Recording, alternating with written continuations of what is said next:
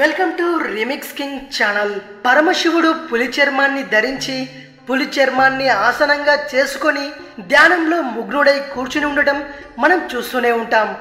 ఆయన పులి చర్మాన్ని ఎందుకు ధరించాడు, పులి చర్మంపై ఎందుకు ఆసీనుడై ఉన్నాడు అనే సందేహం మనకు కలగక మానదు. దీనికి గల కారణం శివపురాణంలో ఒక కథలో చెప్పబడింది. పరమశివుడు సర్వసంగ పరిత్యాగి, స్వామి దిగంబరుడై అరణ్యాలలో శ్మశానాలలో తిరుగుతూ ఉండేవాడు. ఒకనాడు ఆయన సంచరిస్తూ ఉండగా మునికాంతలు, మునుల భార్యలు పరమేశ్వరుని సౌందర్యానికి, ఆయన తేజస్సుకి కళ్ళు తిప్పుకోలేకపోయారు. వారిలో ఆయనను చూడాలన్న కాంక్ష రోజురోజుకు పెరగసాగింది.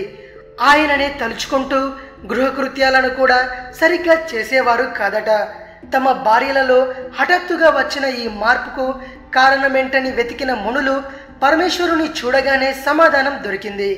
వారు ఆ దిగంబరుడే సదాశివుడని మరిచిపోయి ఆయనను సంహరించడానికి ఆలోచన చేశారు. ప్రతిరోజు స్వామి నడిచే దారిలో ఒక గుంతను తవ్వారు. స్వామి ఆ గుంత దగ్గరకు రాగానే అందులో నుంచి వారి తపశక్తితో ఒక పులిని సృష్టించి శివుడి మీదికి ఉసిగొల్పారు. రుద్రుని ఎదుట నిలవగలిగిన పరాక్రమం ఈ ప్రపంచంలో ఎవరికైనా ఉంటుందా? మహాదేవుడు అనాయాసంగా ఆ పులిని సంహరించాడు.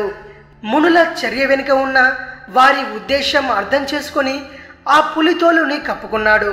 స్వామి పులి చర్మంపై కూర్చున్న పులి చర్మాన్ని ధరించిన అందుకు కారణం ఆయన సర్వోత్కృష్టమైన కాలస్వరూపుడని చెప్పడమే. ఇది పరమశివుడు పులి చర్మాన్ని ధరించడం వెనుక ఉన్న పరమార్థం. మరిన్ని ఇంట్రెస్టింగ్ వీడియోస్ కోసం రీమిక్స్ కింగ్ ఛానల్ని సబ్స్క్రైబ్ చేయండి. ఈ వీడియో కనుక నచ్చినట్టయితే లైక్ చేయండి, షేర్ చేయండి.